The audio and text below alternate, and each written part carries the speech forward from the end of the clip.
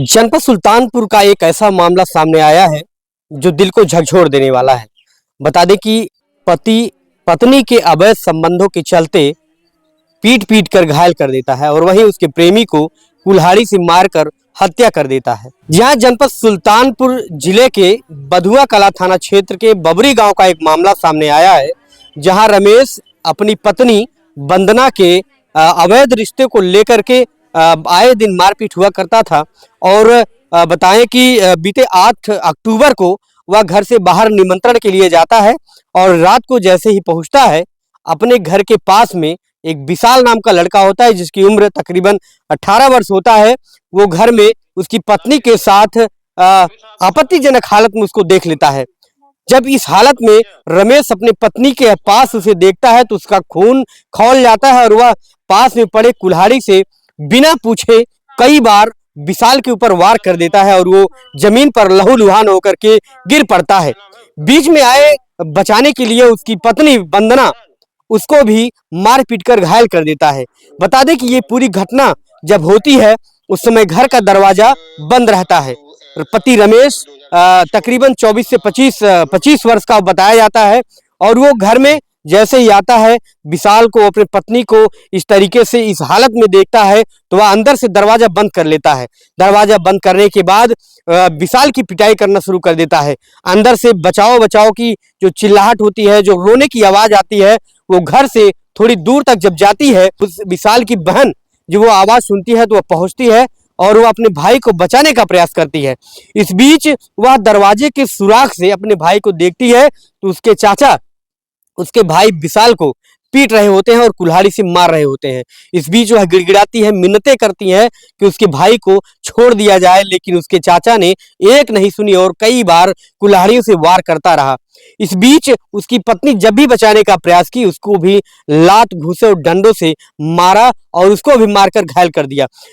जब दरवाजा नहीं खुलता है तो आसपास के लोग इकट्ठा हो जाते हैं। वहां पर पुलिस बुलाई जाती है, मौके पर पुलिस पहुंचती है। पुलिस काफी जद्दोजहद करती है। उसके बाद रमेश दरवाजा खोलता है। खोलने के बाद लोग जब देखते हैं विशाल और उसकी पत्नी को, वो लहूलुहान जमीन पर पड़े होते हैं। वो उसके बाद पुलिस उनको तुरंत ही जो है इलाज के लिए अस्पताल भेजती है, लेकिन वहां डॉक्टर से देख करके वह मृत घोषित कर देता है। उसके बाद जो उसकी पत्नी है उसका इलाज चल रहा होता है। दैनिक भास्कर खबर के अनुसार उसकी पत्नी बताती है कि हम और जो है ससुर जो है उसके साथ बैठकर बात कर रहे होते हैं और मेरे पति को ये शक रहता है कि मेरा संबंध विशाल से है, जबकि ऐसा कुछ नहीं है। लेकिन खबरों की माने तो रमेश अपनी पत्नी वंदना और विशाल को आपत्तिजनक हालत में देखता है और वो अपना आपा खो बैठता है और इस तरीके की घटना को अंजाम देता है। इस पूरे मामले में जब उसकी मौत हो जाती है तो पुलिस शव को कब्जे में लेकर के पोस्टमार्टम के लिए भेज देती है और रमेश को गिरफ्तार कर लेती है। पूरी जो है जांच पड़ताल अभी चल रही है। क्या कुछ मामला है, आगे क्या कुछ कार्रवाई होना है इसमें। वहीं ग्रामीणों की माने तो खबर के अनुसार ग्रामीणों की माने तो ये रमेश जो है वो बाहर रह करके काम काज करता था, बाहर रह के जो है अपने परिवार का भरण पोषण करने के लिए बाहर रहता था और वो अभी हाल ही में कुछ महीने पहले वो घर आता है। इसके पहले बताएं तो रमेश की एक पत्नी थी जो उसकी मौत हो चुकी थी और उसके बाद ये दूसरी शादी थी। रमेश की ये दूसरी शादी थी। वो कमाई के लिए, काम करने के लिए शहर जाता है। शहर जाने के दरमियान उसकी पत्नी अकेले रहती है। उस बीच जो है जो कामकाज होता है, जो कुछ जरूरतें होती हैं, वो विशाल पूरी किया करता था। विशाल घर आता जाता रहता था, जिससे विशाल और वंदना की नजदीकियां बढ़ गई और ये सारी चीजें सुनने को मिला। इतना बता दें कि खबर के अनुसार बताते हैं कि ग्रामीणों के द्वारा उसके पति को यह सूचना मिलती है कि उसकी पत्नी वंदना और विशाल के बीच में अफेयर चल रहा है। जब इसको इस बात की जानकारी होती है तो वो अपनी निगाहें इन दोनों पर लगाए रखता था। तो इस बीच जो है कई बार उसे ये शक हुआ कि ये जो मेरा शक है, ये जो गांव के लोगों ने मुझे बताया वो हकीकत है। और वो हकीकत सच में तब तब्दील हो जाता है जब वो निमंत्रण के लिए बाहर गया होता है और रात को जब आता है तो अपनी पत्नी और विशाल को आपत्तिजनक हालत में देखता है। तो वो जो उसके सारे जो शक होते हैं वो यकीन में बदल जाते हैं और वो अपना आपा खो बैठता है और इस तरीके की घटना को अंजाम दे देता है। तो मेरा ये आप सभी लोगों से सलाह रहेगा, आप सभी जो महिलाएं हैं उनसे मेरा ये सलाह रहेगा कि आप अपने परिवार की सुरक्षा, अपनी सुरक्षा करने के लिए आप किसी भी इस तरह के संबंध से बचें, ताकि आपके पति जिस तरीके के घटना को कारित कर देते हैं, ऐसी बड़ी बड़ी घटनाएं देखने को मिलती हैं, कम से कम वो घटना देखने को ना मिले।